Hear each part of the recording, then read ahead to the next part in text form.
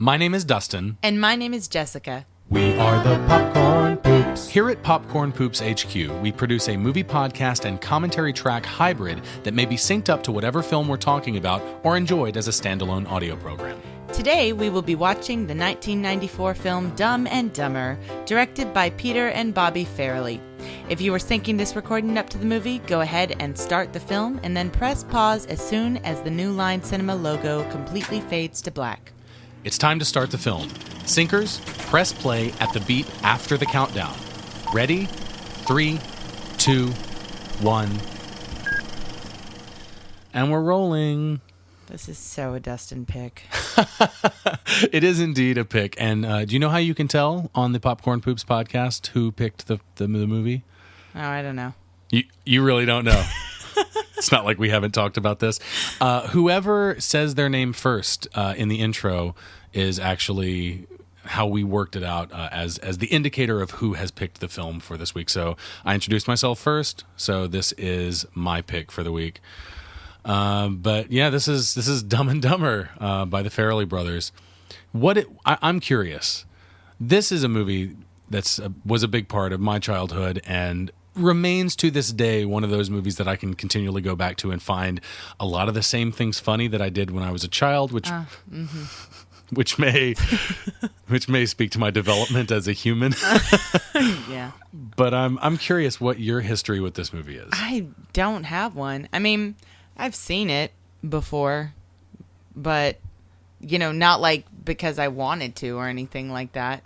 Was this like something your brother watched or something? No, I don't think Connor even watched this. I mean, probably you had it on at some point. Undoubtedly, yes. and I was subjected to it and sat through some of it, or like it came on in the middle of the day on TV or something like that. It is a TBS superstation. Yeah, and like it's in frequent rotation on that channel. I wasn't actually watching TV, and I was too lazy to reach over and change the channel. So all right. So what do you think about this movie? What is my impression of this movie is? I mean, I like stupid comedy. Don't get me wrong. The fact that it's a dumb movie is not a problem for me. I laugh at poop jokes. So, like, that's not that's not a problem for me. You laugh at my poop jokes. but I don't know. I'm not really okay. When it comes to genre movies, I'm very specifically a genre movie and genre TV show kind of person. But when I say that, I mean fantasy and sci-fi, and most specifically, usually horror. I love horror. That's my favorite. Comedy never really edges its way into what I watch, and this is not the kind of comedy that would sneak its way past my area of your force comfort field zone. Your filter of media consumption. Yeah. What kind of comedy do you tend to like? I don't know. What's a comedy movie I like? That's I think you liked Bridesmaids. Okay, I thought that was funny. So, but I would say that's more along the line. Like, I would call this kind of a screwball if you want to use classic subgenres. I guess I'm not into screwball comedy then. I mean, but that's not necessarily true, because like I said, I like dumb jokes. I mean, I talk all the time about that line in that stupid movie we watched where he gave Will Ferrell a whistle instead of a gun. And The Other Guys. Yeah, I thought that movie was pretty funny. When Michael Keaton's character gave Will that also counts as kind of a screwball comedy. Right, and I was okay with that. I would put Dumb and Dumber, Bridesmaids, and The Other Guys into the same kind of category. What's the one where they wind up LARPing? Not Knights of Badassdom, which is a travesty. That was awful. Oh my god, that's terrible. Really, really awful. What's it Oh, called? Role Models. Role Models. That's maybe my favorite With, comedy. Off the top of my head, that's my Paul favorite Rudd. comedy. Yeah, I love that movie. I think it's hilarious. I think that kind of fits into this category, though. It's screwball. It's certainly not a dark comedy, and this is not a dark comedy. It's more. It's got a certain level of slapstick to it, and it appreciates that. And I would consider Dumb and Dumber to be on that same in the same area. So it's not like. I don't know. I don't have anything against this type of movie or this genre, but I just maybe I don't like Jim Carrey. Is that what it is? Maybe that's part of it. That's interesting. I I really like Jim Carrey, but I like him, and this is such the snob thing to say. I really like him in his dramatic stuff a lot. I think he's really, really great in The Truman Show. Yes, I think he's I really agree with great that. in Eternal Sunshine of the Spotless Mind. Yeah, I love that movie too. When he does, and even Man on the Moon, which I revisited recently after some wacky rumors of Andy Kaufman supposedly actually being alive after all this time. It's been debunked. That's always yeah. been Well, something they've said about him. Though. Something came up at a little film festival that his brother puts on, I think, and an actress came up on the stage and basically professed to be Andy Kaufman's daughter and said that he's been in hiding and all this kind of stuff, and created kind of a stir on the internet, but turned out not to be true. But I think that when Jim Carrey does dramatic stuff, he does really well. I kind of feel the same way about Robin Williams. I tend to like Robin Williams' more dramatic roles than his comedy, because his comedy is too screwball for me. It's too over the top, and I appreciate that that's how he got where he is. I appreciate that it's that case with Jim Carrey. It's also that's the case with Robin Williams. But I do think that they're better dramatic actors, and I love Robin Williams in like well, of course, he won an Oscar for Good Will Hunting. He's wonderful in that. But I really enjoy him in 1 Hour Photo. I remember that movie. Which is a movie yeah, I think we should probably do for Popcorn Poops. I almost said fun, and that's the wrong word for that movie. I wouldn't use that descriptor. That's a shot right there that they remade for the sequel that's coming out this November. The sequel to this movie. What was the shot? I was not paying attention. The shaggin' wagon, the dog car, as you said before we started recording. The dog car, yeah. Came soaring over the horizon. You might recognize this actress. This is an actress named Lynn Shay, and I always think of her as the mother in Detroit Rock City, the mother of one of the guys played by Sam Huntington, I think his name is. I don't think I've seen that movie.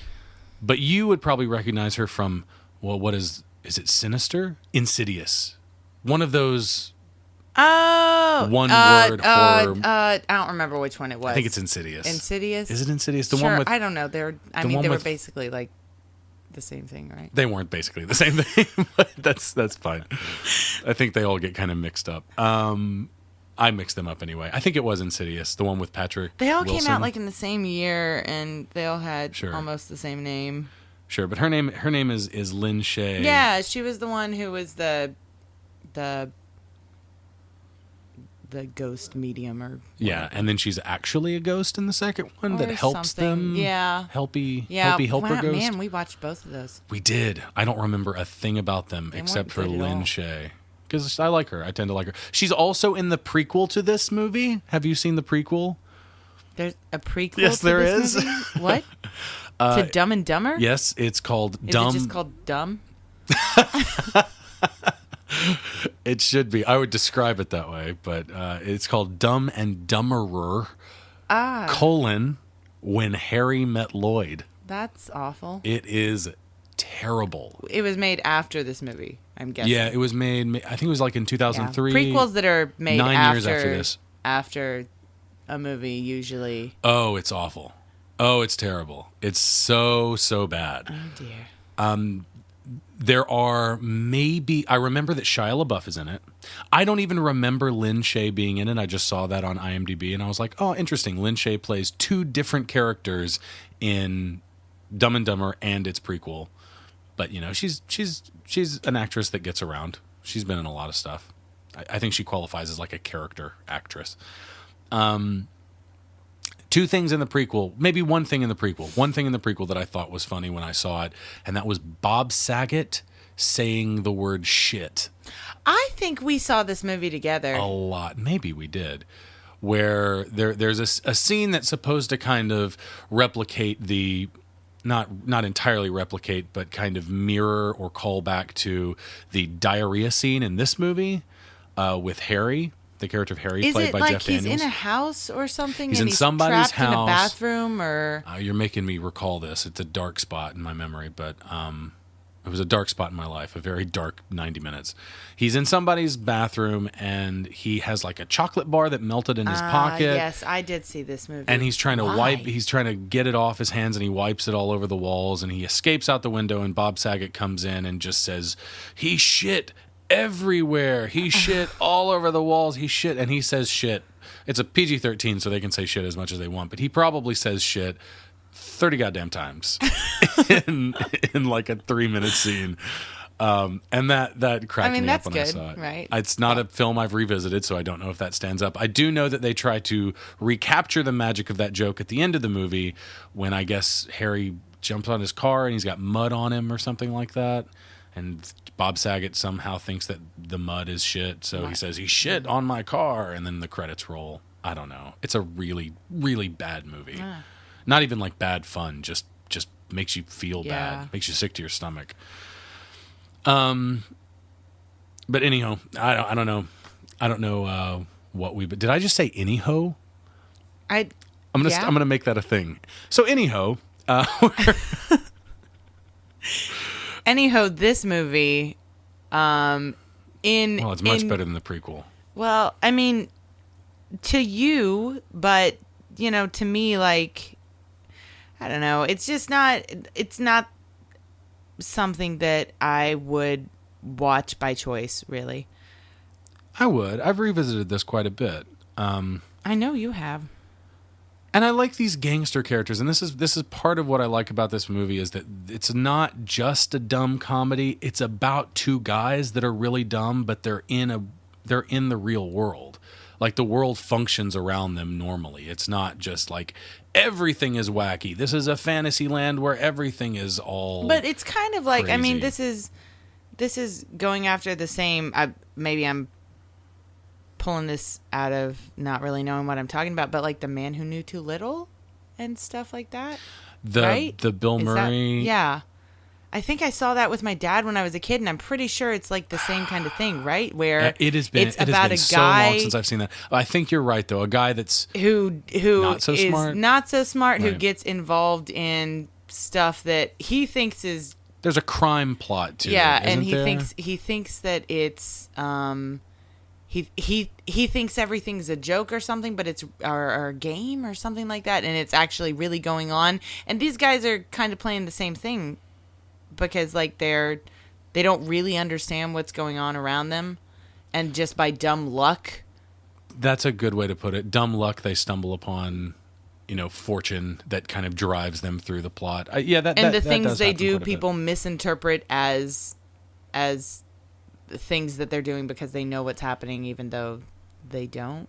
I do feel like that this is really a story-driven movie. It's not really driven by characters developing at all because they don't really change. Do they change by the end of the movie? Not really. I mean, I guess they do in certain ways in that, they learn that, life isn't always going to be fair and great, and sometimes you win them and sometimes you lose them. And, the end of the movie has them walking down the road and stupidly missing an opportunity to get on a bus with a bunch of like bikini models, because they're looking for oil boys to oil them up before, competitions. And they're like, well, if you just go down the road, there's a town and you'll find a couple of guys there. And the girls are like, all right, we were kind of offering it to you, but whatever.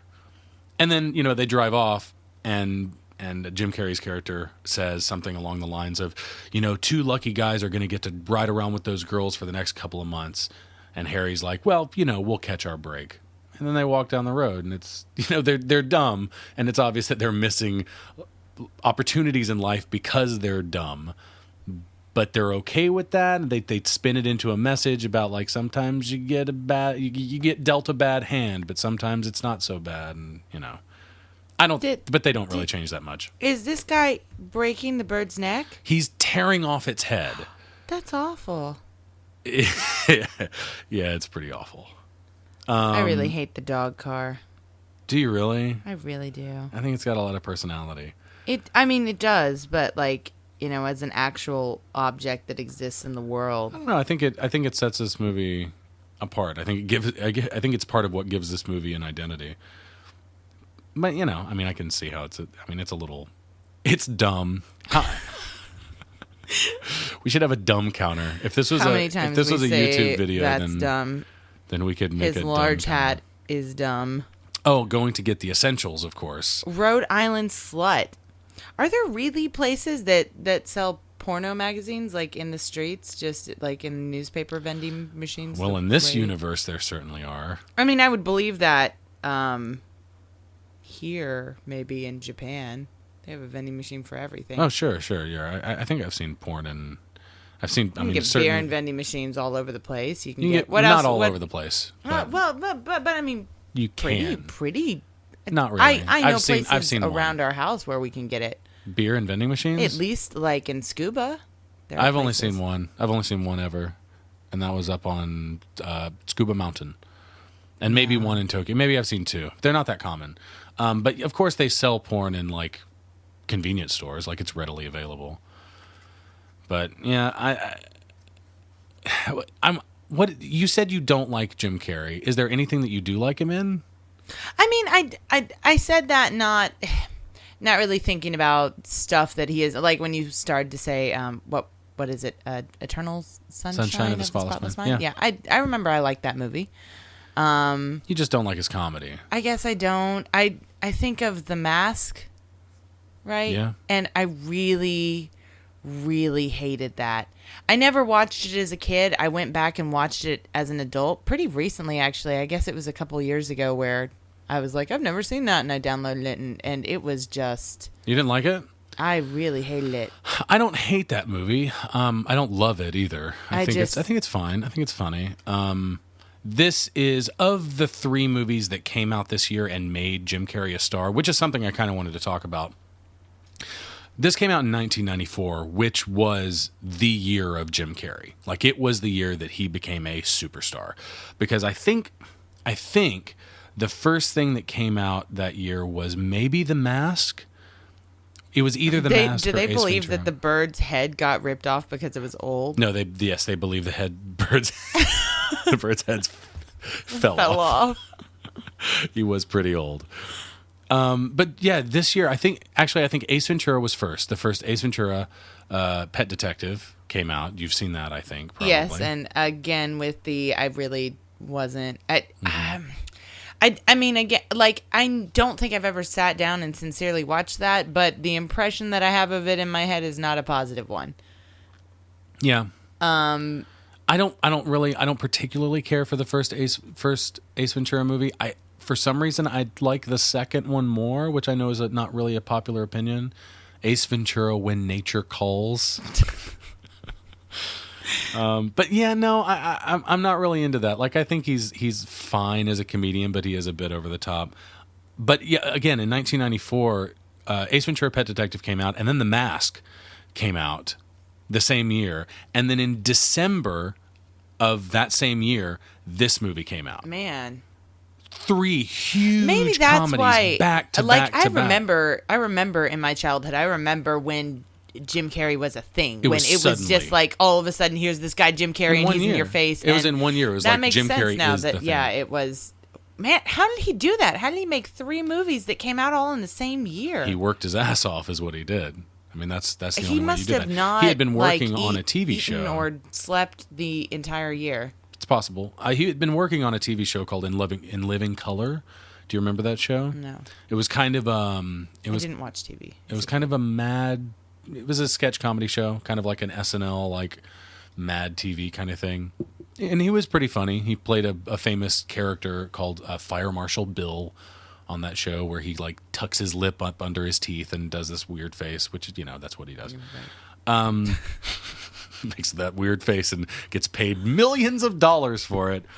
But initially, for this movie, he had been offered, reportedly, he had been offered $700,000 to play this character in this movie.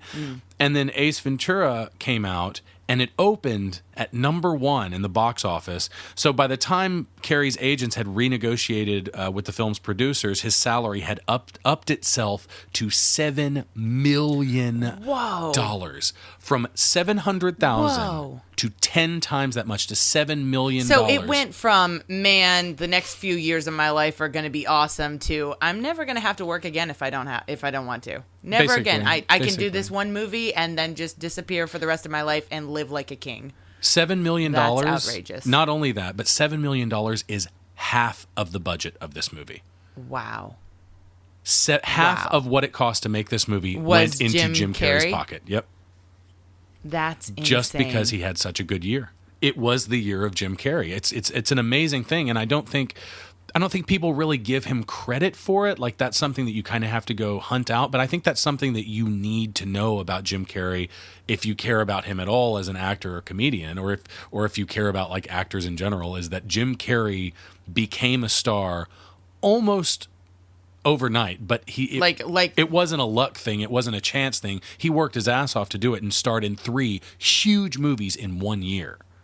And it's an amazing, How amazing did he get those 3 jobs though? Like, I mean, did they fall in line one after the other? He had a good agent, and he probably auditions really, really well. I imagine he auditions very, very well. Yeah, he seems like the kind of guy. I mean, well, for really physical comedic actors, like, you have to expect that they're going to audition really well, because they're the kind of people that can just do that on spot. Like, if you're a dramatic actor or something, you've got to have the material to be able to audition well. It's not just about your performance, it's about the material you're working with. Yeah. But for him, he's going to go in there as a physical comedic actor, and he's going to go in and knock it out of the park. No matter what the material is. It doesn't matter, because it's going to be about what he looks like while he's doing it and what he sounds like. So I mean, and this is, I think without Jim Carrey, this movie wouldn't have been as successful.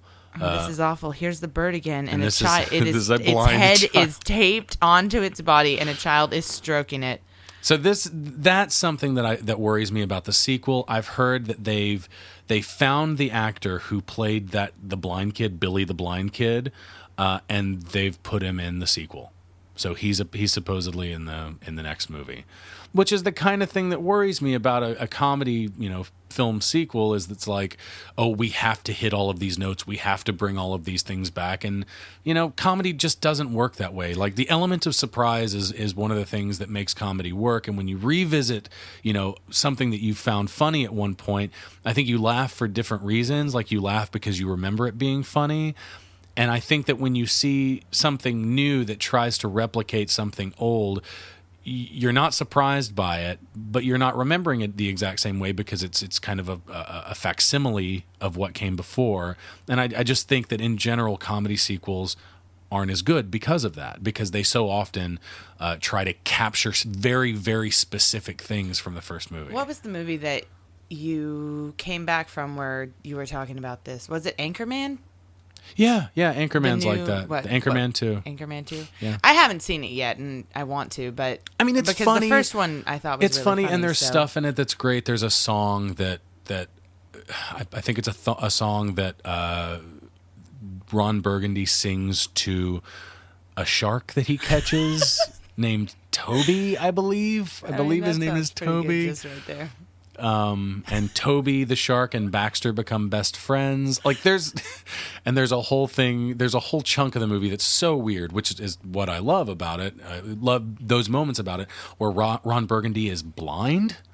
He just goes blind, and his friends come to see him, and he's serving them snacks, but the snacks are like a can of WD-40 and nuts and bolts and stuff. Like, the kind of stuff, like, it's not calling back to anything from the first movie. It's all just new funny on jokes. its own, It's right. just funny. Like, you're familiar with the characters and you laugh, Which because is what it's you them want. being You want them. the same characters, but new jokes. Right. But then the end of the movie ends with a huge battle, between all of these news associations, these news outlets, all with all these cameos from a bunch of different people. And you've got like the Ben Stillers in there, and you've got the John C. Reillys and all these guys that were in the first movie in the big gang style fight scene in the back alley. But then they just bring ridiculous people in that don't have any business being in this movie, like Liam Neeson and Kanye West and Harrison Ford. Well, Harrison Ford's in the movie earlier anyway, but there's just tons of people. That's really It's so stupid.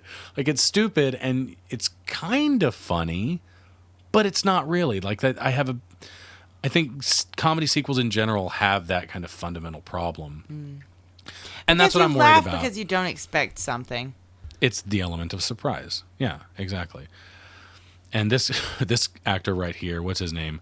Cam Neely, I think his name is. And I don't know much about hockey, but as I understand it, he's a Canadian hockey player that's... the guy who just spit on his food? Yeah, just spit a huge loogie on his burger. That was really gross. Like, he really slow spit it. From what I've heard, he's coming back for the sequel. So it's obvious that they're trying to... And, the trailer's out. I've seen the trailer. There's some great visual gags in the trailer. There are some good jokes in the trailer.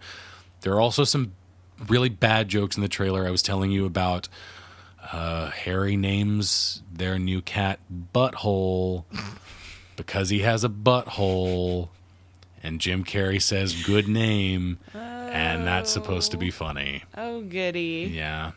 But there are some really funny things in the trailer.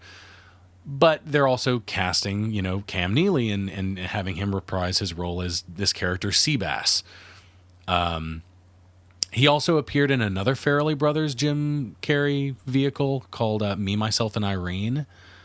And I've never seen that movie, but he's credited as Trooper Seabass. Have you seen Me, Myself, and Irene? No, but... It's about a guy who has split personality, multiple personality disorder. I remember the name because... Obviously, it's a really memorable name. So, but yeah, he plays a character that's credited as Trooper Seabass. So I guess that he's maybe a state trooper or something like that. He plays a cop, but he's coming back for the sequel. So maybe there will be enough new that I can forgive a bit of the callback type comedy that never really works for me. But it still concerns me. I'm really hoping the sequel is, even half as good as this, because I really do love this movie. I think this is a really great comedy because of its ability to balance the really dumb comedy with the real world elements and place these characters in a world that they don't belong in, that they're just too dumb to exist, and they just kind of exist by how many times have we said dumb? By dumb luck. Yeah. It's just dumb luck that they can even survive. But that's just one reason I really like this. We haven't talked about Jeff Daniels at all. Do you like Jeff Daniels as an actor? Yeah, I guess so. I don't know. There's something about the character that he played. What else do I know him from? Most recently, you probably know him from the HBO show The Newsroom. Is that an HBO show or Showtime? No, that's HBO. HBO show The Newsroom. He plays the main grizzled news anchor that in the first episode he has that brilliant YouTube video that is basically just a YouTube video that gets passed around where he picks America apart. Yeah. Why is America the greatest country ever? Well, it's not, and here's why. And he says a bunch of things that make you want to stand up and clap and say, let's fix our country and that kind of thing. Yeah, that was the opening to that show was way better than anything else after that. Show. Yeah. That's true. But you like him? Yeah, I guess so. I don't dislike him. Not the way, I'm not turned off by him like I am with Jim Carrey. His character in this movie kind of stresses me out. I don't know. He just... More than Jim Carrey? Yeah, because Jim Carrey's just dumb, right? And he's just like over the top, just almost... Not almost. He's unbelievable. Right now, he's peeing and he's peed into 4 beer cans or beer bottles. He's filled 4 of them. Like, it's just... Everything he does is just outrageous. And Jeff Daniels' character is, I don't know if he's smarter. He is, and I think between this is something that as a child I would pontificate. Did you pontificate a lot as a child? So much. It's very painful. I would kind of try to think about, well, if the title is Dumb and Dumber, then one of them is dumb and the other one is dumber. So which one is it? And I mean, if you're going to think in those really narrow terms and not just be like, it's a title, it's a dumb title, Right. Literally a dumb title. I think that Harry is probably dumb, and Jim Carrey's character Lloyd is probably dumber. Dumber, right? If for anything, later we learn that Harry can read and Lloyd can't. Which is actually kind of a great scene, a great little moment where Lloyd struggles over reading the word "the," and he just says It's pretty good. I can't do it like you can though. This is Harland Williams. Do you Where do I know recognize him him from? I don't know. What do you know him Wait. from? Was he in that stupid movie where he took a monkey to space or something like that? Rocket Man? Yeah. Yeah. Yeah, that's what I know him from. I was hoping that you would mention Rocket Man. Or he like farts in his spacesuit or something all and of gets that. strapped with it. It's a Disney. I think it's a Disney comedy. Yeah, that's what I know him from. Yeah. He was also in Half Baked. I don't think I saw think that. he's the friend in Half Baked that is in jail, and they're trying to raise money to break him out of jail or to post bail for him or something. Yeah, this was his first movie ever, and he got a career pretending to drink Jim Carrey's piss. Oh, good. What a way good to starting go right to the top. Yep. Right to Rocket Man. Right to Rocket Man. My little brother loved that movie, I'm pretty Did sure. he? Oh my goodness. Someone in my family did because it was watched multiple times, and it wasn't because of me. There were several people that were considered for the role of Lloyd in Jim Carrey's character. Steve Martin and Martin Short. So like it was obvious that the Farrelly brothers were looking for a comedy actor, a comedian to fill that role. But I think that they intentionally put they cast Jeff Daniels, who was at this point casting him like off type, as the role of an idiot. But before this, I think it was before this, Jeff Daniels was in Arachnophobia. Oh, I love that movie. Which may have been yeah, it's pretty good. Now that is a Jessica movie. He was in that, and as I understand it, he was never really known as a comedy actor before or even after this. Like recently, he's been in stuff like, not really that recently, but he's been in stuff like The Squid and the Whale and like indie films and stuff. And then, he's in The Newsroom, which is a very, very serious business. Very, very Aaron Sorkin. Lots of words all the time. This dream sequence right here, I really love. Their sweaters are great in the dream They sequence. have great, terrible Christmas sweaters. And it started with a song called The Rain, the Park, and Other Things by the Cowsills. Now, I really, really love that song, and I say that to say that I love the soundtrack to this movie. Yes, you do. I remember, was it when we were like first dating or something? Something like 11 years ago, probably. You introduced me to that soundtrack, and you would play it maybe when we were driving around. Mm-hmm. It's very, very 90s. Yeah, very it's super insanely 90s. 90s. But it's got tons of stuff on it. It's got, the album cover is just the two of them and like the bands that are on the soundtrack. It's not a score. This film has a score, but I don't know that they ever sold it. But like the soundtrack album, and it's got bands like the Butthole Surfers and D-Light and stuff like that. Like really, really early 90s. There are a stuff. couple good songs on that soundtrack. I like a lot of that soundtrack. I think it's probably my favorite soundtrack album. Like I've got lots of scores that I love, but as far as like a compilation album for songs that are in the movie, it's probably way, way up there. Might be my favorite. But the film also features lots of songs that aren't on the soundtrack album, which is really disappointing because the Rain, the Park, and Other Things by the Cowsills is one of them.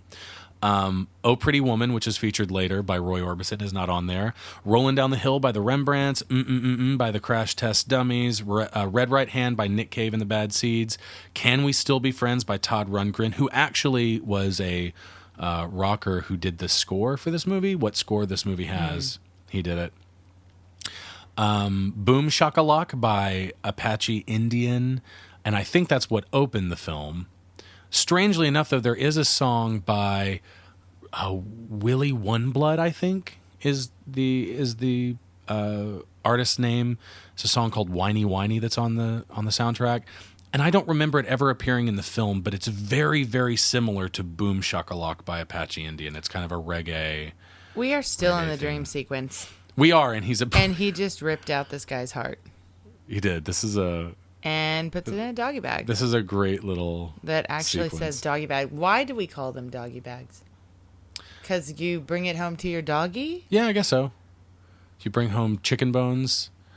I have an uncle who would go out and eat like fried chicken and stuff like that, go to a restaurant and he would order some chicken with bones and he would take the bones home to his dog. And when I tied that to doggy bag, when I first heard of the concept of a doggy bag and redefined my perception of reality. Right. Yeah. Doggy bag would do that. Then it just made sense. For you. Sure. Getting back to the soundtrack, there is a song that played during the cafe sequence with Seabass where he spits on his burger. The song is called 2 Foot of Butt Crack. And it stands out because that's the one line that you can clearly hear in the movie. 2 foot of butt crack was all I could see. It was by a Canadian. Good. I think he's a Canadian actor, Canadian comedian or something. His name is Bruce Greenwood. Although in the movie's credits, it is credited to a band called Circle the Wagon incorrectly. But that song never had an official release anywhere. It's not on an album anywhere. Not only is it not on the CD soundtrack of the film, it's not on any album anywhere. Which is unfortunate because 2 Foot of Butt Crack sounds like a song that I want on my iPod. They're in a hot tub together, listening to other people have sex in another room. They are. That's classy. It is. This scene was not quite as long as in the theatrical version. This is only the second time I've seen the unrated cut, which first came out on DVD back when DVDs were still a thing. And are DVDs gone now? Are we done with DVDs? DVD Blu-ray combo packs, I think, has been the thing recently. But I don't buy a lot of Blu-rays anymore. I don't buy a lot of discs anymore. So I just Netflix. Yeah, true. But this is the only time I've actually seen the unrated cut. I don't think there's actually a way for you to buy the theatrical version anymore, which is a shame because I think the theatrical version, I think it's tighter. I think the editing is a lot tighter. There are a lot more moments. This scene in particular right here kind of highlights to me what's wrong with the unrated cut. It's awkward. There's a lot of silence in it, and it's a lot of them just kind of going back and forth trying to be funny or like poking fun at each other, and there's not really a joke in there. Yeah. I mean, they're just talking and it's not really particularly funny. And then I guess back in the 90s, people wouldn't have thought about it as much, but Jim Carrey referring to him as a homo and saying, if telling Harry, if you had boobs, I would totally be banging you right now. And you'd probably like that because you're a homo, right? Because you're a woman. And, yeah, it used to be okay to just make jokes like that. People used to be able to get away with it. Yeah, and that's, I don't think that would fly today. So I think the theatrical cut is probably, surprisingly, the more PC cut. Maybe not surprisingly, actually. The tasteless jokes aside, which I don't think that's too tasteless of a joke, but I don't particularly like it.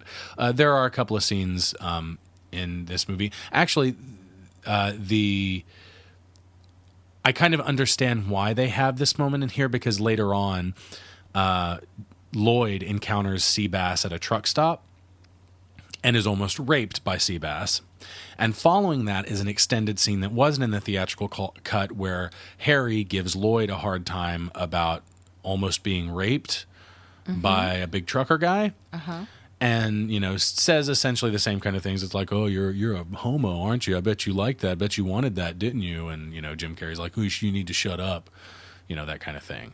So it's kind of a callback to this other scene that was also cut, but both of them are just kind of drag on and don't add anything. They're not really all that funny. It's just them kind of poking at each other, which is fine, I guess. But I think we get enough of them as characters. Like I feel their friendship, if you know what I mean. I get it. I don't need them poking any more fun at each other than they already do. I get that they're friends. This moment right here is really funny. I like this.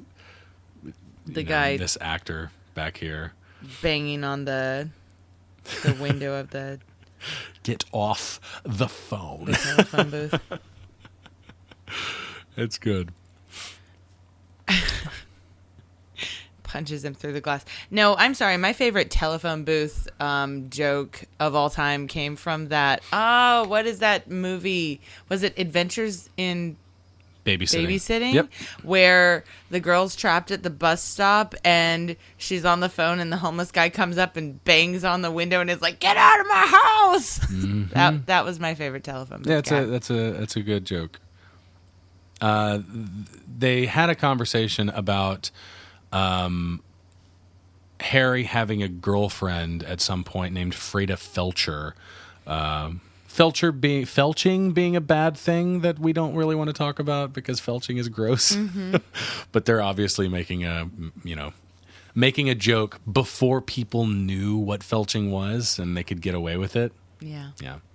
But Freda Felcher and how she sent him, as he calls it, a John Deere letter, not a Dear John letter. Yeah, a John Deere. Ha ha ha. And he thought that she was fooling around with some other guy, and Lloyd gets this look on his face like he's very clearly guilty of being the other guy. So these guys have been together quite a while, and Jim Carrey's character has at some point kind of betrayed their friendship, secretly, to Harry. And that does come back later. There are some callbacks to like their past friendship and how it's developed over the years and kind of the ways that they've wronged each other despite being kind of clueless and incapable of ill will, it seems. Like it doesn't seem like they've got that in their heads, and maybe again it's just because they're too stupid to realize that they're wronging another person. Do you like the gangsters? I guess so. I like that one of them is a girl. They remind me, and I could be wrong about this because it's been probably 20 years since I've seen this movie, but they remind me of the gangsters in Beethoven. I've never seen that movie. The movie about the Saint Bernard. I know. Another movie that I would never actively, watch. By any choice. It was one of the movies that was in kind of my wheelhouse of and I'm sure you films. just watched it as a child. Like I'm sure it was just on in your house. I haven't revisited my it in years. parents It's not one were of those things like we that I did stuff feel the in need. my house where my parents would only pay for cable in the summer or during December for Christmas movies. That was it. So we didn't even have cable most of the year when I was a kid, and we didn't really watch much TV. So I didn't watch a lot of movies either as a kid, and so I missed out on all those kind of like mediocre whatever sort of movies like Beethoven. Middle of the road If family it was something movies. really good or really famous, then yeah, we would go see it. We saw all the big stuff, of course. We go to the movies and watch it, but like just remember something about stuff like Charles Beethoven? Grodin No. getting bit in the nuts by a dog. I think I remember that. And of the gangsters, I think the woman gangster in this, I think her name is Shay. She reminds me of just the female gangster from Beethoven, because I think the male gangster in that movie had like slicked back hair, and he looked more like the Snyder character from Three Ninjas. Was that his name, Snyder? I think it was. But that character. Yeah, they picked up some. They're just saying "C" over and over. I was talking about the Farrelly brothers casting off type, which is something I think that they do a lot, or they've tried to do a lot. Not that it's been very successful for them. And I'm thinking specifically of, I think it's their most recent movie, The Three Stooges. I didn't see it. No. I don't think you saw it. No, definitely not. I don't remember I know Will Sasso was one of the Three Stooges in the final film, but originally they wanted Jim Carrey to be in the movie. Also Sean Penn and Benicio del Toro. Yeah, like straight up. I don't think Benicio del Toro has ever won an Oscar, but Sean Penn certainly has. Oscar-winning dramatic actors to play the Three Stooges in a screwball comedy. And that movie ended up being kind of this cameo fest, as I understand it from the trailers and what I know of the movie. Again, I haven't seen it. With characters like, Jersey Shore characters, Jersey Shore actors just showing up. Like Snooki, I think, is in the movie for a time. Which is just not, if you're going to make a Three Stooges movie, why would you do that? Why would you do that at all? I don't know why you'd make a Three Stooges movie, but that's just me. Well, some people would disagree with you. I'm sure they would. Originally, I think the original choices for Harry and Lloyd were Nicolas Cage and Gary Oldman, which are way, way off type. Nicolas Cage has done comedy, and he had done comedy before this. The one I'm really thinking of is Raising Arizona. He was in that, but it's not really the same thing as this. Like, this is really over the top, and it's kind of screwball slapstick. Yeah, I mean, they just ate a bunch of hot peppers and sprayed mustard and ketchup in their mouth. Right. So, like, so they're going for something very specific, and I don't know. Not that Nicolas Cage couldn't deliver the crazy, because sure, he can deliver the crazy. I believe that. And if you've seen Gary Oldman in The Professional, he can deliver the crazy too, but a very different kind of crazy. I don't know who was supposed to play who. Nicolas Cage as Harry, Gary Oldman as Lloyd, maybe. I'm not sure. I just can't see it. That's one that I just can't see. Yeah, that's weird. So the Farrelly brothers trying to cast off type and failing seems to be something that's come up a few times in their careers. But I mean, I get the motivation for doing that. It's it seems to work in drama a lot. You've seen we were talking like about when Robin you Williams get a comedian to play a really dramatic role, right? I mean, that works. It can, or maybe we're just not giving credit to actors and actresses who are comedians.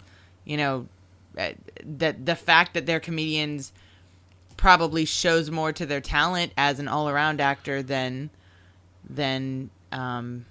anything else. I feel like it doesn't always work the other way around, though. Like to me, if we're going to get into principles and the philosophy of drama, all comedy is based on tragedy. Comedic situations are based on whether it's a tragedy because it's a tragedy that these guys are so dumb, or it's a tragedy because something. I mean, look at what's happening right now. A man is dying, and they're feeding him rat poison. And they don't know what they're doing, and they're idiots, and yet there is tragedy in that they are not intelligent, and they're kind of stumbling their way through. And there's tragedy life. In the events that are actually taking place. Absolutely. Yeah. So I think that a comedian is kind of forced to understand drama, is forced to understand that the basic principles of drama and the fundamentals of tragedy in order for their comedy to work. So when you see comedians do drama, it's not really, maybe it's surprising, but I think it's a lot more impressive. Well, the thing is, though, is that I'd argue, I did a lot of theater in college. I don't have to explain this to you, but to the audience in university, I did, I was in every production all 4 years in some facet, almost every production, whether I was stage managing or acting or whatever. And I would say from my experience, it's way harder to do comedy than it is to do drama. Yeah. It's way harder to sell that. I would agree. When we did Much Ado, oh my gosh, that was like making people laugh. And it's also so much scarier too, because if I'm trying to make someone feel a dramatic emotion, like to make them feel sad or make them feel happy or something, the risk of failure isn't as bad as it is when you're saying something funny and nobody laughs in the audience. Yeah. And then it's devastating, and all your motivation to do the scene just disappears because you're like, nobody's laughing. This sucks. Whereas if you're trying to make someone feel happy or sad, you can't tell that as easily from the stage. It's harder to do comedy. I think that it's not as impressive or it's not as meaningful when you get a dramatic actor to try to do comedy, though, because I feel like the comedy that comes from that, we talked about the element of surprise, and I think that the element of surprise really sells a classically dramatic actor's turn in a really over the top slapstick, even comedic role. And that alone can sell it, but it doesn't make it meaningful. And the one thing that I'm thinking of is, I think the name of the TV show is Extras. But it's a Ricky Gervais show where he brings in actors to do like these little sketches with him, and it's something funny. We watched one with Patrick Stewart talking about a script that he was writing, and he was the one actor I was about to bring up for dramatic actors like doing comedy. Where for me personally, I think it's hilarious when Patrick Stewart does. Oh yeah, does comedic stuff, because when he comes in talking in the Captain Picard voice and he's talking about what's some of the terrible stuff he said. He was saying something about like in his script, all the women. He would say something dramatic, and then they would be getting naked or something like that, and yeah.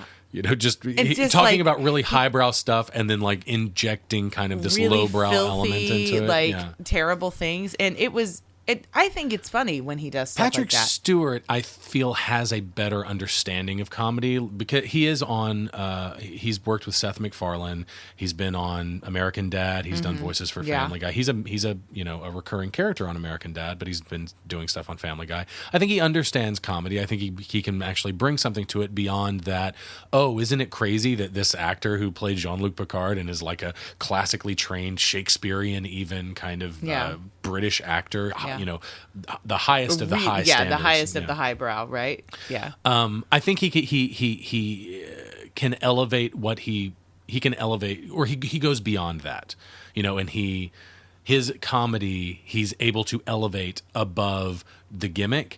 I don't think it works as well for a character or an actor like Liam Neeson, who was brought on to the same show and does something forgettable. I can't even remember. But as you're watching him do it, you're like, oh my God, it's Liam Neeson saying something crazy and funny.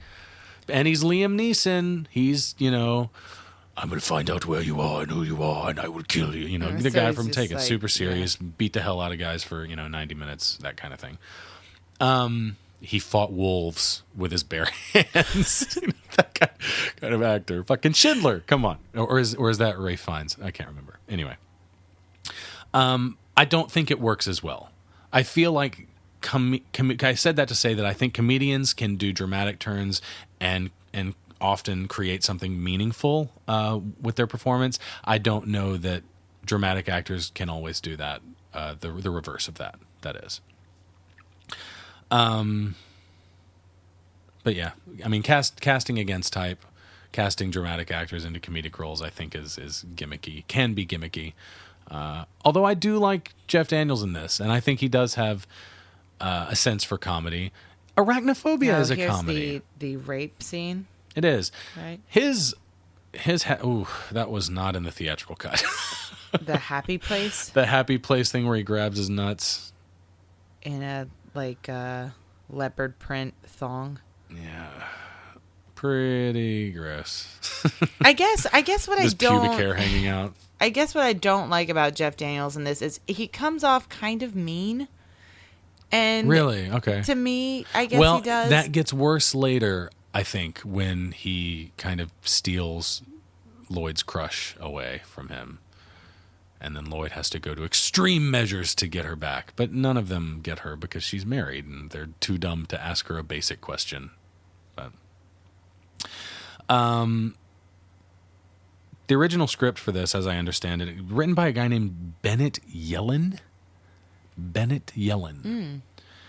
It was apparently so bad that that there weren't any investors that were interested in it at all, and he rewrote it, and he had to try to resell it under a fake title, and the fake title was "A Power Tool Is Not a Toy," and he had to do that in order to get the investors to even read it, because it had gotten such a bad reputation for that being no one would such look a at terrible it a script. second time. Yeah. And wait, the same guy rewrote it? Yeah, I think he wrote it with Peter and Bobby Farrelly. The second time? Yeah. You mean? Yeah. As I understand it, I think he did. But I just can't imagine this script being that bad. I feel like the things that propel this movie are actually work really well. Like, I think the crime stuff in it, like how they're always narrowly avoiding, the gangsters and stuff like that, but they're just stumbling through this story as bigger things happen around them. I think it actually works for what this movie is trying to say about these characters. And I don't know if maybe that's what the Farrelly brothers brought to it, because one of the complaints about the original draft of the script was that it was disjointed. Now, if you imagine this movie without the through line, without the crime element, without Mary, played by Lauren Holly, without her husband being kidnapped and like the briefcase full of money, then we don't know it's full of money yet, but I mean, obviously it's full of money. And the guy that's betraying her and her family, and the gangsters trying to get these guys and track them down and figure out who they're working for, and if they're professionals or if they're not professionals, or if they're just stupid and lucky, which is what they end up being. Imagine the movie without all of that stuff. Yeah. Okay. And it's just these guys on the road. Okay. Encountering truckers that rape them. Right. Disjointed. Yeah, disjointed, but I mean, the other stuff is forgettable to me anyways. I don't even know. I'm watching it right now, and we're talking over it, and I'm listening to you, but I don't even know what's going on with the crime stuff. I couldn't tell you even a little bit what's going on with the plot of the crime stuff. It doesn't matter to me. Well, you didn't rewatch it before. No, I didn't. But I guess I don't care about that kind of stuff when I go to watch this movie. Is the crime plot good? No, is it a good plot? Does it make sense? Not really. It doesn't make a whole lot of sense. Why does it matter? Like, why does it matter? It doesn't, for it to exist? but it gives the movie something to hang what's important about this movie on, and that's these characters and getting them into situations where they can be stupid, where they can do funny things, where they can tell jokes. I guess that's why I don't like this kind of movie. I guess that's at the core of why I don't like this kind of stuff. Is the story doesn't matter. It doesn't matter at all. Like, nobody cares.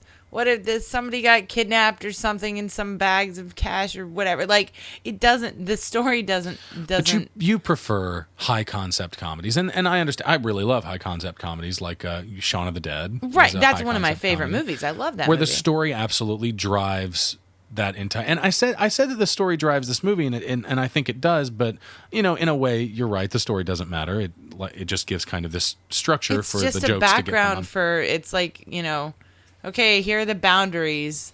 Now do stupid stuff inside those boundaries. Sure. Like it, and if I'm watching a movie to see stupid stuff, then why do I? And they're going off of that basis. Why does it matter what the boundaries are? Who really cares? He's got kidnapped by somebody, whatever. Like, it doesn't matter. Yeah. And so, I guess that's why I'm not into this kind of movie, and why this movie in particular I'm just not a fan of, is that the stupid stuff, when it's funny, I think it's funny. I mean, the bird getting its head ripped off and then them thinking that it died of old age, funny, right? Like, the jokes are funny. The jokes are funny. I like the jokes. I'm into that, but I don't like it when the story of a movie is throwaway. I get that, and I guess that's a problem. I mean, for me, that is typically a problem, and I think that maybe it's because I'm so familiar with this movie and because I've loved this movie for so long that I can't see past what is a really obvious flaw in that the story doesn't really matter. Like, the story is there just for them to hang jokes on, which I can use as a defense of the movie as well, is that, well, why should it matter? It's about two idiots. It's a comedy about two idiots, so we make an idiot story to go with it. But at the same time, if you're going to tell a story, then just tell a story. Right. I feel like it's a missed opportunity. Every time that a movie comes along where this excuse is made, where the excuse is that, oh, what does the story actually matter, because we're just doing it, Transformers or whatever, any big budget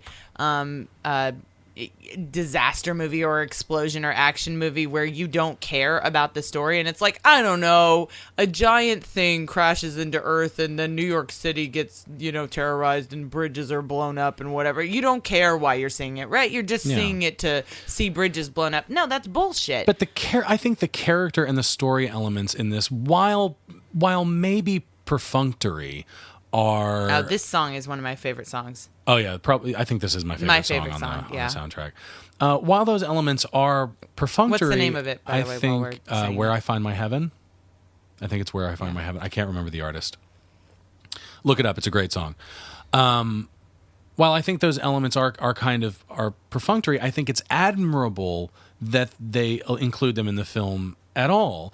We can complain and we can say that the story doesn't really matter and that it's only a framework to set up these dumb situations so that they can tell jokes, which is if that's the goal of the movie, then that's the goal of the movie, and I think that it succeeds in that goal. Right. But there is a story that it's trying to tell. But as far as the character work goes, I do think it's admirable that we know that they have dreams, that we know that they're on a mission to get this briefcase back to this woman because, Lloyd has blindly kind of fallen in love with her, and they do something stupid and reckless and drive across the country to do this. But beyond that, they want to open a worm store.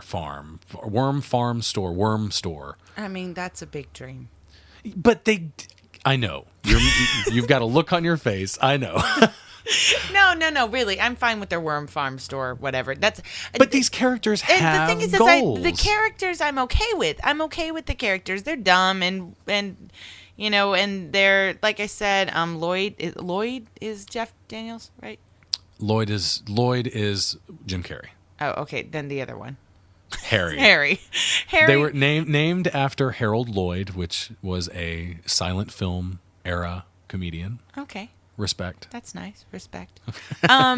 Harry's kind of mean, and that turns me off. But generally, I think, like this gag right here, where a couple of scenes ago he peed on him, or just a scene before, and now they're frozen together.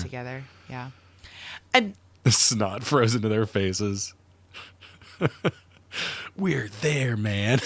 I think the characters are besides that fact, I think they're likable enough and they're rounded out enough. They're built for me. That I believe in their stupidity. Like they're fine. I guess the plot could be replaced with any plot. Like they could be going after any random object for any random person. The briefcase. It doesn't matter. Yes, the briefcase is a McGuffin. Right. Yes. It's a McGuffin. It doesn't matter. And that's why it's so irritating to me, because it should always matter. I don't care if it's just a stupid comedy. The story should always matter. I mean, okay. In this moment right here, they almost make the briefcase more than a MacGuffin. Almost. They get so close. They're trying to remember her name. They remember it starts with an S, and then he looks on the briefcase and sees that it's a Samsonite briefcase, so he assumes that her last name is Samsonite. In that moment, had they gone further with the Samsonite thing beyond like, oh, it's Samsonite, and he's like, oh, she's not in the phone book, and that's where it ends, the briefcase could have become more than a MacGuffin, but it's not. I mean, it serves only one purpose until the briefcase becomes the money. Right. Yeah. And then at that point, it's no longer the MacGuffin. Now, that's about to happen. And then the movie changes drastically, doesn't it? Drastically. In my memory? We are, how long are we into this? We're an hour into this movie. We're 1 hour into this movie, and they've spent this entire time wearing these clothes. Imagine if this movie, this screwball comedy, this wacky, over-the-top movie about two idiots were made today. What would they be wearing? Like clown shoes, bright colors, things like that. They're wearing workman's clothes. They're both wearing gray jackets. Yeah. Like how unmemorable is that? Like I think that and that's a choice. That's a choice that the filmmakers made. And I think it's kind of a bold choice to show that they are just kind of regular dunces. Yeah. Like they really are as stupid as they seem to be. The people who didn't make it. Right. They're the best of the rest. Or the worst of the rest? The worst of the rest, yeah. I hope that these guys aren't the best of the rest. But yeah, he throws the briefcase and they're about to see that it's full of money, and the movie changes drastically. In the last part of the movie, the last almost half of the movie, is them in Aspen with all of this ransom money and just spending it like crazy. And of course, right now they're saying, we borrow a few bucks, just replace them all with IOUs.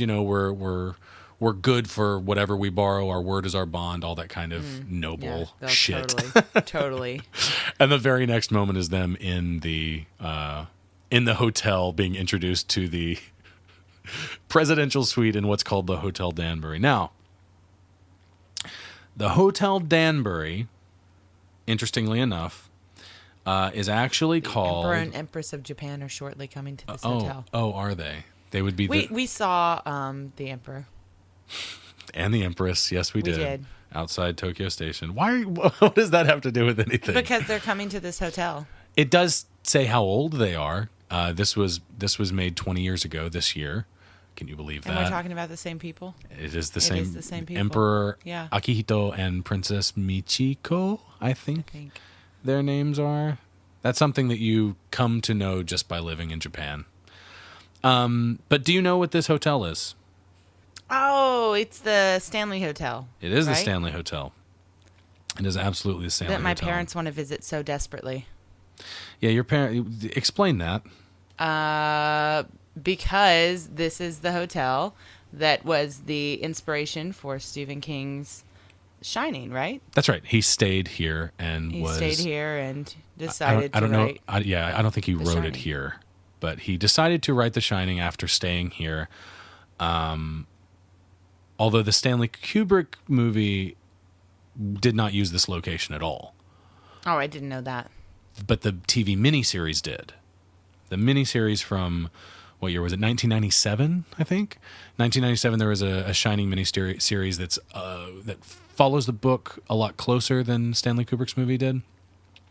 And it actually is set in the hotel that was the basis for the Overlook. Is that what it's called? The Overlook Hotel? I think in the book, I think it is the Overlook Hotel.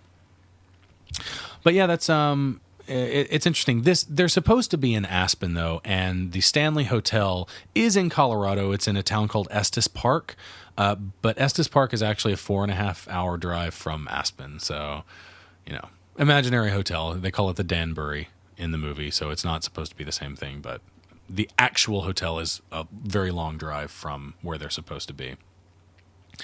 But yeah, another interesting thing. In this hotel, Kubrick's movie, The Shining, is shown on a continuous loop on channel 42 of all of the guest room televisions. I think that's so fantastic. Isn't that great? It is really fantastic. I mean, how could you that's the first thing that we would do if we went there and we stayed in the hotel and we'd be like, let's watch The Shining.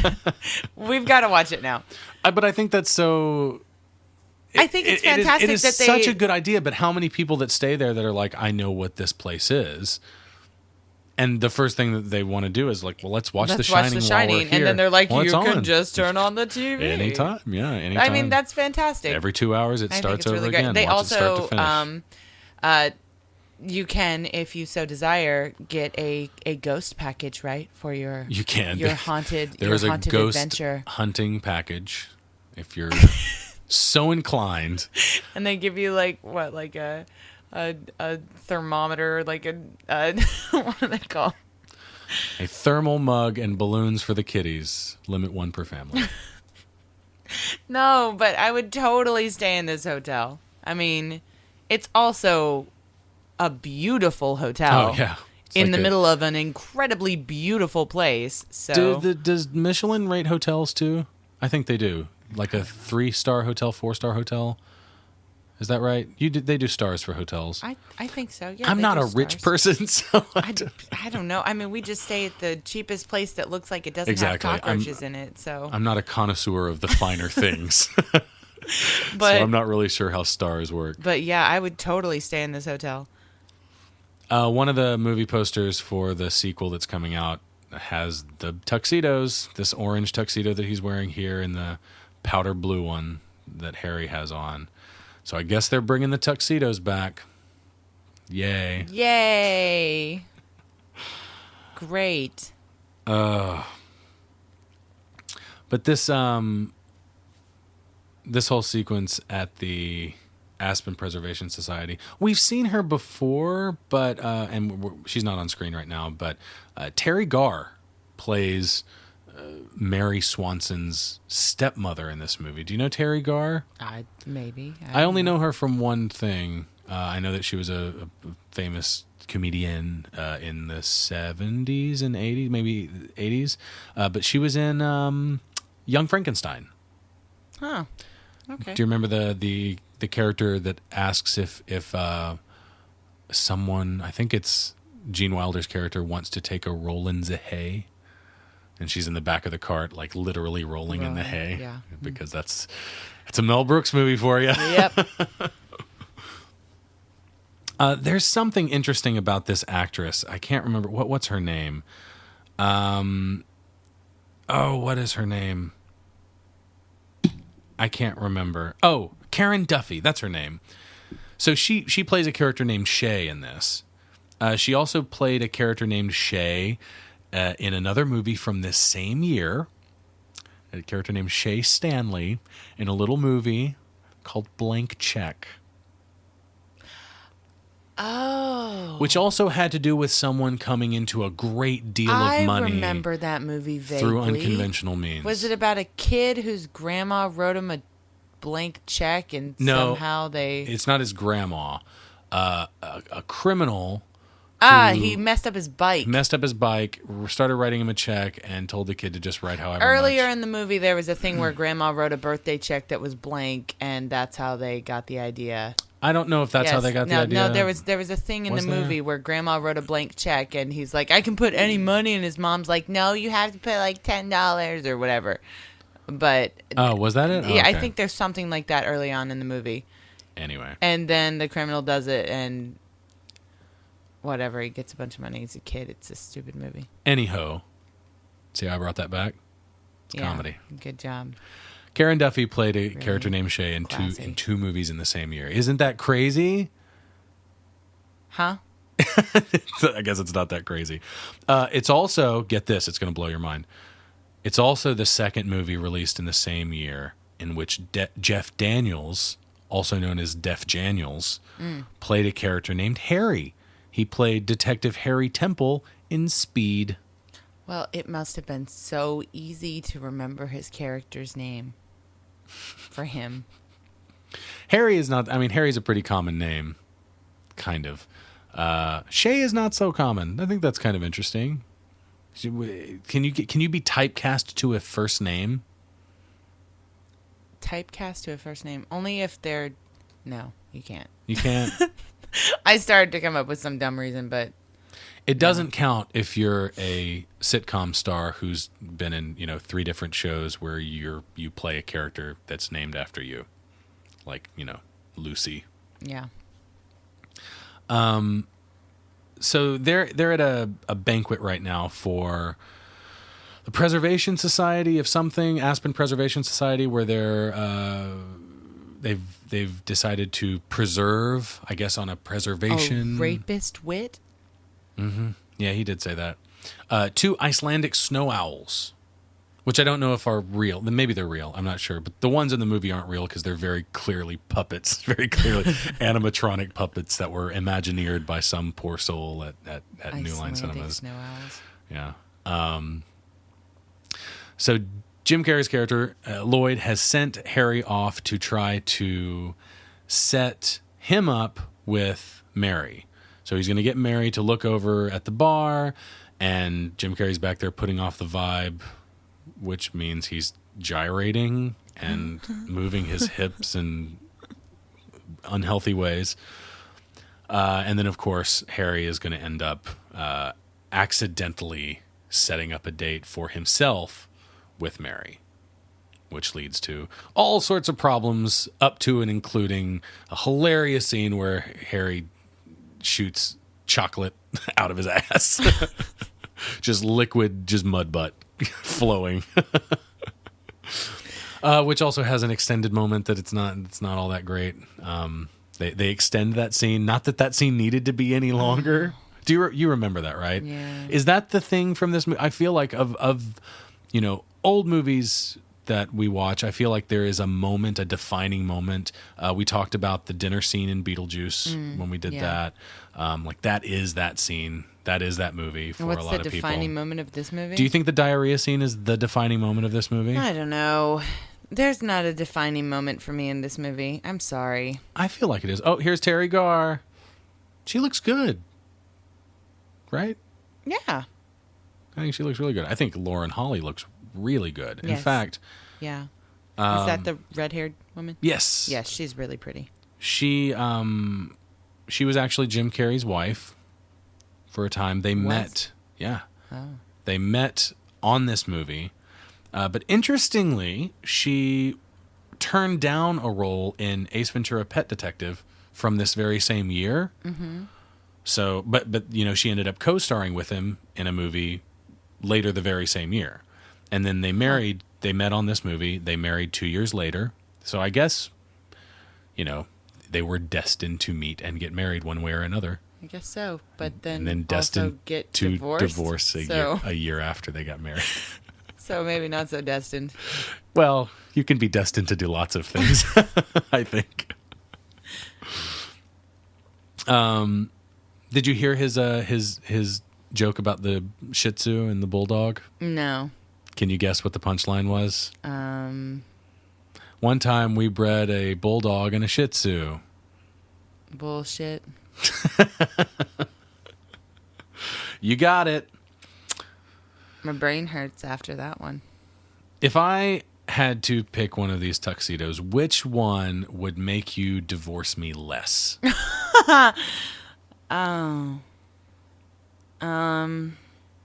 Divorce you less? Yes. Meaning that I like it more. Sure. Powder blue, right? Oh, God. They're both awful. They're both terrible. Did they just kill one of the owls? They did. They did, and this is another thing where the gangsters that have been following them are kind of onto them at this point, because we talked all the way through it, but earlier in the movie when they escaped and went to Aspen, they left a note for the gangsters because they thought that they were the gas company. So they left a note saying, "Hey, gas man, we've gone to Aspen. Sorry about your money," or whatever. So the gangsters see the note and they're just like, they're going to Aspen and they've got our money. And by the way, how did he know that I have gas? Like, because they said gas people or gas man. Right. It's like, how did he know that I have gas? He's been following. They must have been trailing us for weeks. They're pros. And then, later in the movie, it doesn't make a whole lot of sense that, he would hitch a ride with them if he thought that they were trailing them for weeks. But maybe at that point I feel like you get the impression, they never say it explicitly, that they're catching on to the fact that these guys are just dumb. Just dumb. But then it comes back in that moment where he pops the cork and kills one of the Icelandic snow owls, and the character, the big boss guy, his character's name is Nicholas, I think, Nicholas Andres or something like that, says they're good, they're pros, this is retribution. We killed their bird, now they killed one of ours. So it's come back. This is also a scene that was not in the theatrical cut, and it's not that I don't like this scene. I mean, it obviously doesn't add anything to the movie, and it does, it's totally unnecessary. But the scene starts with Lloyd looking in the mirror and saying, by the way, Lloyd's last name is Christmas, which is something that you need to know for this joke to work. Okay. But Lloyd's looking in the mirror saying, "Merry Christmas. Mrs. Merry Christmas." Right. Right? Which watching this movie without that scene in the theatrical cut, that's a joke that the audience that they make in their head. Like, it's a joke that exists without the movie having to make the joke. Yeah, you just think about it. Which is like the most brilliant kind of joke. If you can be a comedy movie and tell a joke without actually telling the joke. Yeah. So if they think about it, if they're like, well, if Lloyd Christmas has his way and gets to marry Mary, her name will be Merry Christmas. Yeah. Right? This is also a song that I really like. What is this song? Is it correct? Oh, it's the title of the song is not Mary Moon. It's actually New Age Girl. And She's a vegetarian. Anyone who calls it Mary Moon deserves a face punch.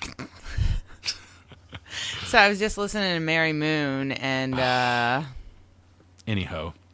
And they make a joke about sucking penises in this song. Well, no. What is it she says? She's a vegetarian. She don't that's right, eat meat, but she sure likes the bone. But she sure likes the bone. Well, I mean, I guess it could be sucking penises or just having sex, whatever. I feel like the actor that plays this bartender should be someone famous, should be someone I know, and it very, very, very well may be. And I'm proving how much of a noob I am by not knowing who it is. I don't think Jim Carrey's outfit is all that bad in that scene with the cowboy hat. You don't think it's all that bad? No. Oh, wow. I don't think it's that bad. This is a good moment here when he decides to lick the frost off of the ski lift. Yeah, ski lifts aren't funny to me anymore. Because of this? No, because of the movie we saw, Frozen. Was that the name? Was that the name of the movie? It was. It was the name of the movie. Frozen was the name of the movie? Why hasn't there been a mashup? Oh my! There really needs to be. There has to be. Of the ski lift horror movie Frozen and people getting the torn Disney apart by animated. wolves. Yeah. With Idina Menzel. With Adele Dazeem belting Adele one out in the Dazeem. background. Oh man, that needs to happen. Now, here's some of the stuff. I mean, this is nitpicky, plot holy kind of stuff in a movie that we've already discussed kind of at length, where the story doesn't matter all that much. But there's something in this movie that bothers me, and that's that Mary goes out with Harry on what is ostensibly a date because her family told her that she needs to act normal and not attract media attention, because they're a very wealthy family and probably well-known well-known philanthropist, at least, because they're working for this Aspen Preservation Society. She was in the newspaper, that's where they knew where she would be. We saw that scene where they were in the hotel room. So it's normal for her to go on dates with guys? That's exactly what I'm getting to, is they're telling her to act normally as though nothing's wrong so that she won't attract media attention. So she does that by going out on a on her date. husband? Exactly. Going out on a date with a perfect stranger? I mean, who knows? Maybe it's normal for her. Maybe it's normal for maybe them. it's a Colorado thing. The air's really thin up there. Rich people thing. Yeah. We'll go with that. It's a rich people thing. But yeah, that's one thing that does kind of bother me about this movie, is if she's supposed to be, playing it low key, keeping it on the down low, why is she going out in public with another man? Like, that would quickly, if the media is at all interested in her, then they're going to be like, why is she out with another man? And by the way, where is her husband? Where has he been for the past few weeks? I guess he's kidnapped. And then it becomes a whole thing. Like, is she going to rip his tongue off? She is. Well, it's not going to come off. Oh, we get like Laffy Taffy tongue? Yeah, but it looks good. I think this it does. I think this looks legitimately painful. Yeah, it does. And the sound too. Yeah. Oh, it's wonderful. That's good stuff. Now, infidelity aside, I think that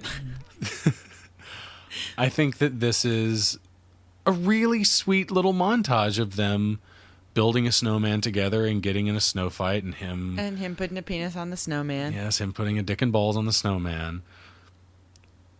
And I think what makes it sweet, her performance really sells it. I think her smile, man, she's got that smile. Mm-hmm. It's the smile. She's really pretty. But yeah, this right here. Also, she could take out a couple of the bumpets though. She could also take out the shoulder pads. She looks like a linebacker. But yeah, this little moment right here where he tackles her and they roll down the hill and he goes overboard and starts smashing her face into the snow and she's screaming and then she gets up and starts laughing and they're laughing together and it's a great little moment and you're like, wow, I get it. And they are making a real connection despite the fact that she's cheating on her husband.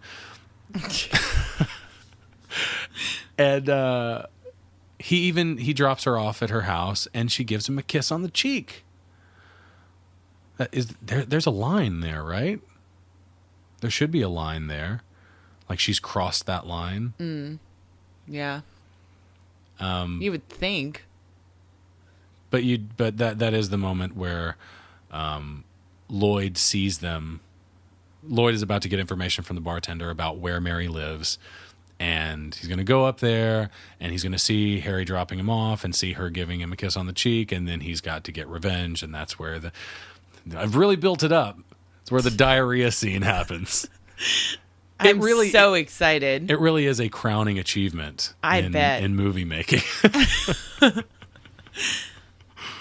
I don't know. Maybe I just don't remember it that well because I never got this far in this movie. Sitting through it. Have you watched this start to finish before? I want to say yes. You have? I think so. I mean, none of this is new. I've seen all of this. I'm pretty sure I've seen this start to finish. So there's nothing that you've seen so far besides maybe some of the extended cut stuff? Yeah. There's nothing in here that you don't remember? No, I remember all of this. Lots of this, there's lots of stuff that's improvised in this movie. This moment right here is improvised, where he sees the old newspaper man landing on the moon, and we landed on the moon. Yeah. That's how I feel about this whole movie. Is just haha, yeah. Is that like that? Just that in general, like haha, yeah, it's fine, it's all right. Yeah, pretty much. I've got a strong affection for this movie that as I pick it apart and analyze it, I realize might be a little unfounded. But I still think it's really funny. I think it's a really funny movie. And if I'm going to watch a comedy, I'm not going to watch it for super awesome character development. I'm going to watch it for, how hard it makes me laugh. No, like I said, dumb laughs. I'm all about dumb laughs. Take away his gun, give him a whistle. I think it's hilarious. I laughed about that for like an hour. Like I didn't even hear the rest of the movie. And dumb laughs, I'm totally fine with. This movie just doesn't do it for me. The dumb laughs that are in it, I don't know. It's just haha. This is this reaction shot right here is something that I stole. Him gagging. Yeah. Yeah, you do this a lot, don't you? Yeah, it's a. You do the fake gag. The fake cry that leads to gagging. Fake cry. It's so good. No, it's not. No, it's you great. You do it a lot. This is where you got it from. Oh man. We were talking about Jim Carrey, the 3 movies that he starred in. You know that all 3 of these movies were number 1 at the box office this year. The year this came out. That's so crazy. At the time, and I don't know who's topped this, but at the time, he was the only actor that had 3 movies become number 1 movies in the same year. Is that still true? I don't know. The way it's worded, the way this is worded on the IMDb trivia page, makes it seem as though it's the record has been broken. But I don't know by whom. Because they said something like at the time. When the film went to the top of the U.S., this is exactly how it's worded. When the film went to the top of the U.S. box office, it gave Jim Carrey the distinction of being the first actor to have 3 films go straight to number 1 in 1 year.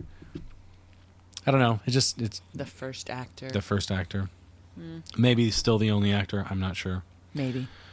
I mean, that gives me a lot of respect for him after you telling me about this. I mean, the fact that he had 3 movies come out in the same year, that he starred in 3 movies. It's amazing. No wonder he was in my head as a kid as Jim Carrey, Jim Carrey, Jim Carrey, in your face, funny guy, because it was in 1 year that it happened, where he was just all over the place. If nothing else, just the sheer amount of hours that he must have been working. Gosh. Rob Lowe. Do you know Rob Lowe? You know who that is? I know the name. Rob Lowe. What would you know him from? He was in Wayne's World. Okay. He played the young guy that bought the Wayne's World show and sold it to the older guy that runs the arcade, Bill Murray's brother. Brian Doyle Murray. It's young guy, slick hair, wears a suit. You mentioning that movie is very much the same for me as this movie. Like, it's very similar to me in. I think they came out around the same time. It may have, and granted, like on the surface, it's very similar. It's 2 dumb guys doing dumb things, but I don't know. I kind of like that one better. I guess I like the characters better in that one. I like. I think it might be a better movie than this. Maybe. I feel like of the 2, I feel like they're really similar, but I kind of tolerate that one a little better than I tolerate this one. He was. I mentioned him because he was supposed to play Harry. He was up for the role of Jeff Daniels' character in this. Again, another actor that's not really known for comedy. Although he was in Wayne's World, but he played the straight guy, like the straight-laced, not very funny. We get the diarrhea scene. Yay! I'm so happy. That's the only reason I wanted to watch this. Do you see how his shirt has the medallions his nipples? I was just about to say that. They do. They look like pasties. Like he has tassels on his nipples. Tassel pasties. Awesome. And here it is. Yay! Oh, yay. The subtitles say loud sputtering and trills. Oh, this is just lovely. These are closed caption for the hearing impaired. So in case you didn't get the full effect of the diarrhea. Sputtering continues. Oh, my God.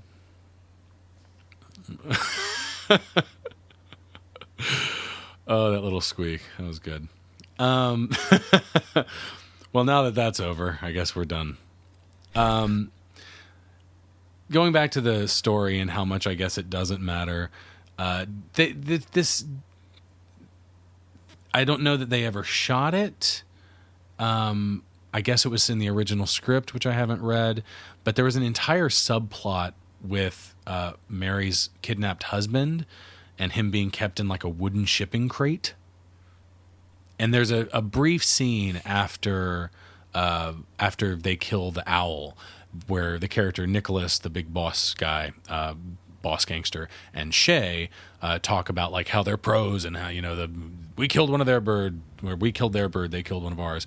That scene was supposed to lead into a scene where her husband tries to escape, but as it is in the final film, we never actually see her husband until the very, very end of the movie when he comes back.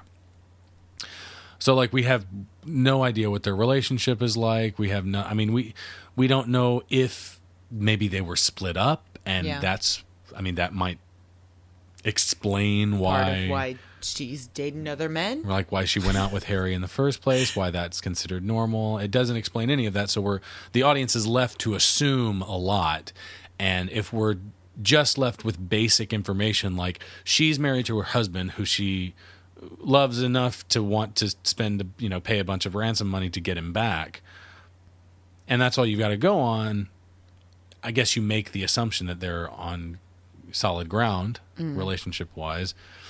I don't know, but it wasn't apparently important enough for it to make it into the final film, right? Because it didn't matter, right?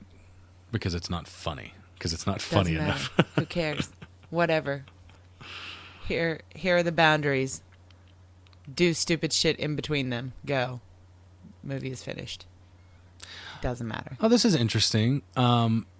Jeff Daniels reportedly earned the role of Harry after the Farrelly brothers remembered him from a Pepto-Bismol commercial. And then put him in this and made him shit his guts out. Oh.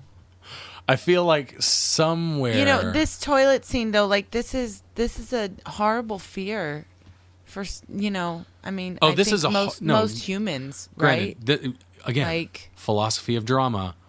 This is comedy based on a horrible tragedy. tragic thing where, like, what's the most terrible thing you can think of in the world?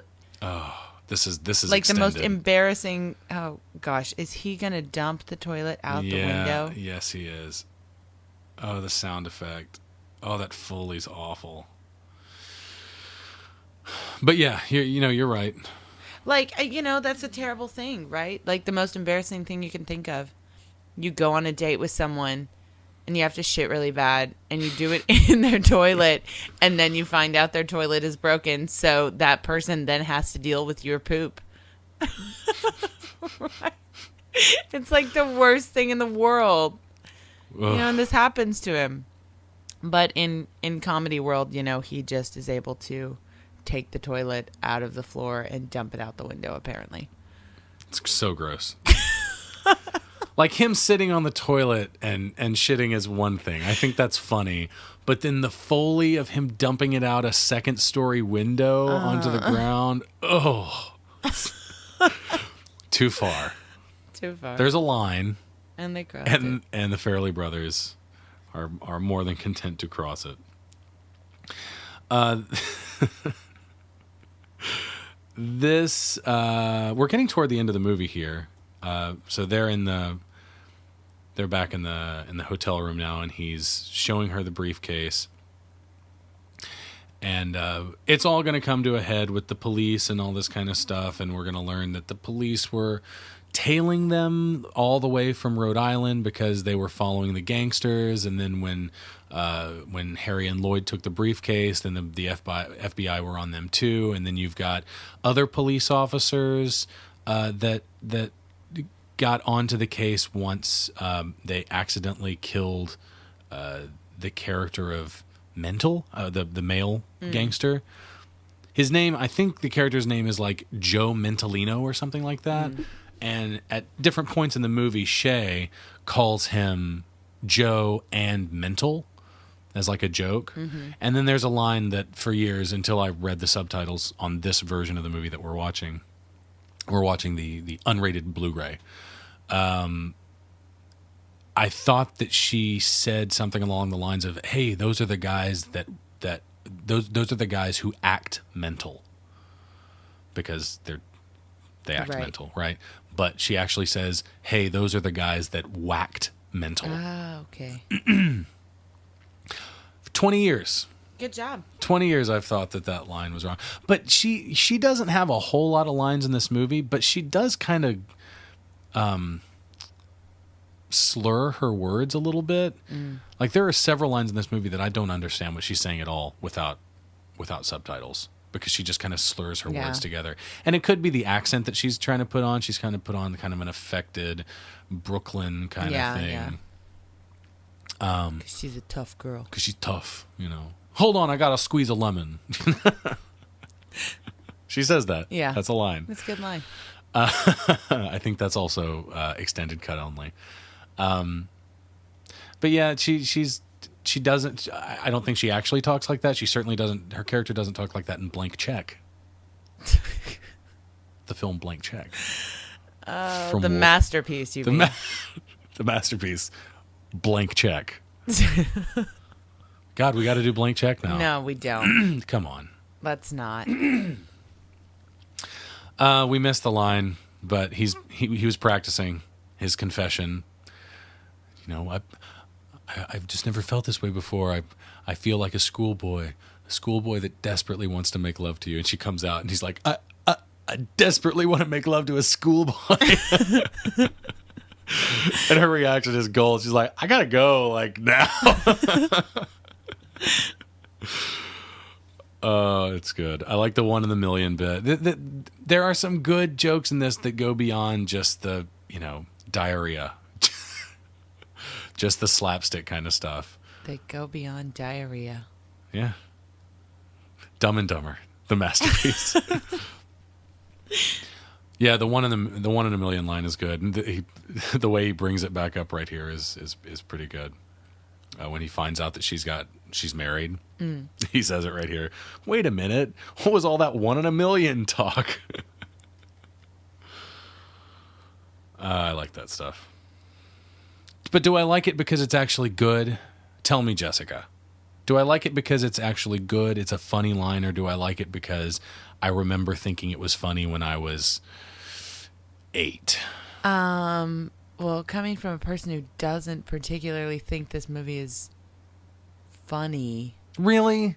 Really? You don't think it's that funny? Not really, no. Man. Like I said, there are a couple lines that are kind of haha, but like most of them are like the man on the moon thing. Oh gosh, we landed on the moon. And it's like, okay, he's really dumb, haha. Like, I just don't think it's that funny. It just doesn't do it for me. Is it fatigue? Is that what it is? Is it a matter of fatigue where you can only accept that these guys are this stupid for so long before you're like, okay, I get it. They're really fucking They're stupid. really dumb. They can't read. It's that, and like I said, I think Harry's not really nice, and I don't think he's particularly funny because I feel like he's almost... Harry's not... Okay, he's you said that too before. Smart. I don't know. Okay. What? You said that before. He's not so you said that smart. Before, but I get that. I didn't ask you to follow up on it. Why do you think Harry's mean? That's interesting to me. I don't know. It's just like, okay, I get that his pants are on fire in that one scene with the girl in the car, but he screams at her to just give me your number, like, or whatever. It's just stuff like that. And granted, his pants are on fire. Ha ha. It's funny. He's not really angry. He's just hot because he's burning alive and he's too dumb to just go put it out. He yells at her and it's not nice. And just like a lot of little things like that. Jim Carrey comes off as totally just dumb. He's just right out the ballpark, doesn't... Maybe innocent too? Innocent. Yeah. I think he's so dumb that he just happens to be a really nice guy because, I don't know, maybe we're making a statement about if you're smart, then you're, gonna not be so nice because you're gonna do selfish things. Mm-hmm. He's selfless because he's so dumb. Harry maybe isn't dumb enough for me, I guess. Okay. I think, it's like I said, okay, Wayne's World, which is such a similar movie to me in the way where it's just two dumb guys who are, right. Similar in tone. Like, okay. They're just doing dumb stuff and they don't really know what's going on and everyone else around them does and they just keep getting in trouble. But the thing I like about that movie is that they're both equally dumb in my eyes. And they're both just like, yeah, just going for it and they both just... Okay. Play off each other, and you're kind of happy around them. So do you feel sorry for Lloyd?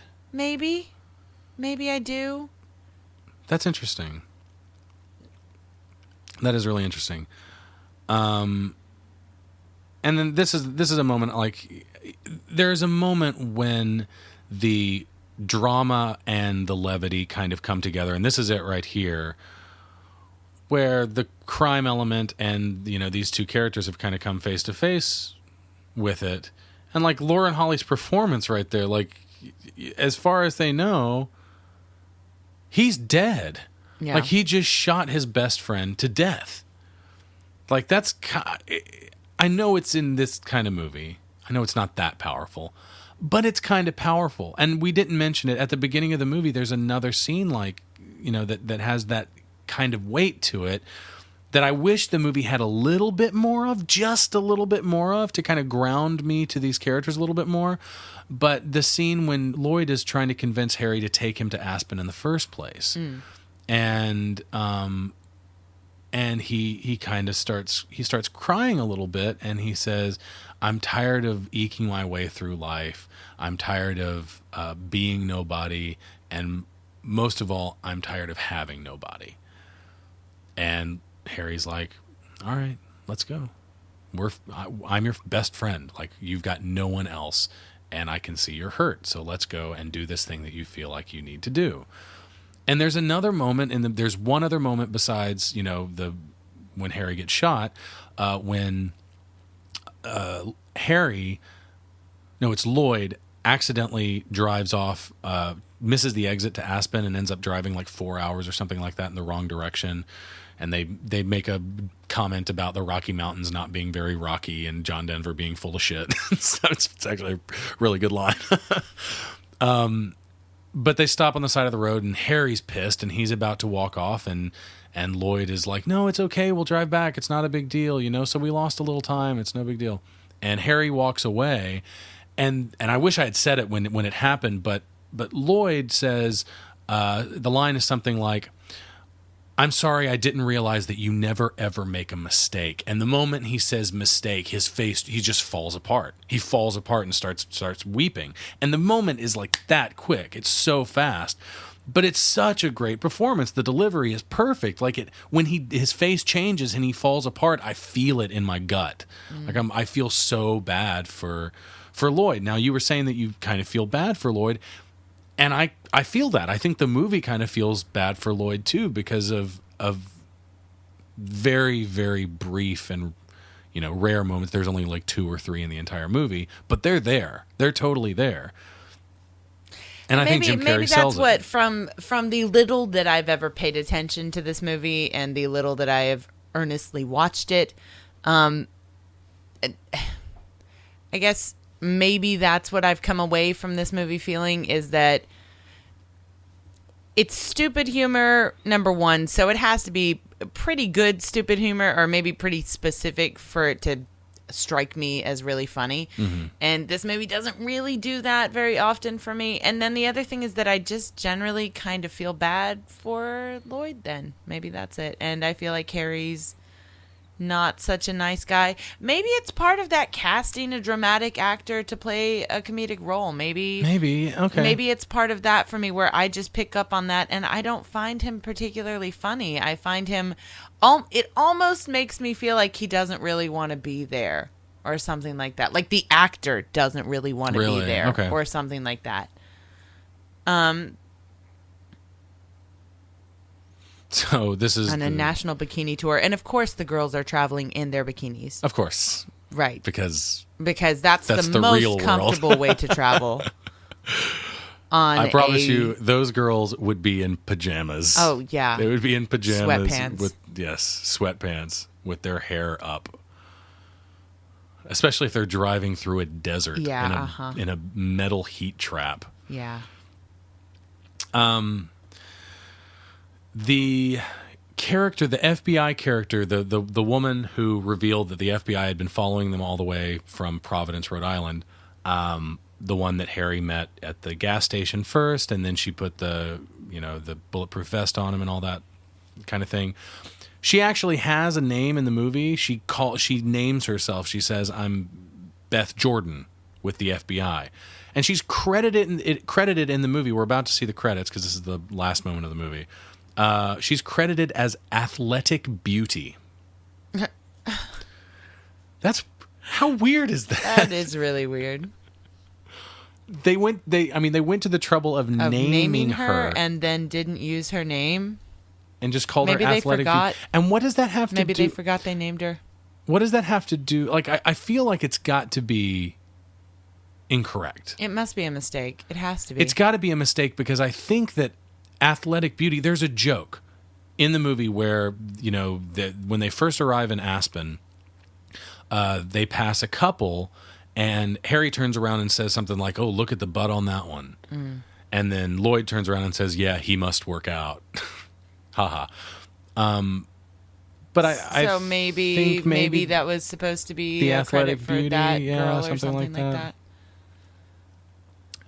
I can see there are people. But Peeing Man was one of the Sexy credits woman, that just passed. sweater friends. Sweater Friends. Oh, some of these names are good. I've never taken the time to look at these before. Sweater Friends. That was a good one. This movie was not actually shot in Aspen.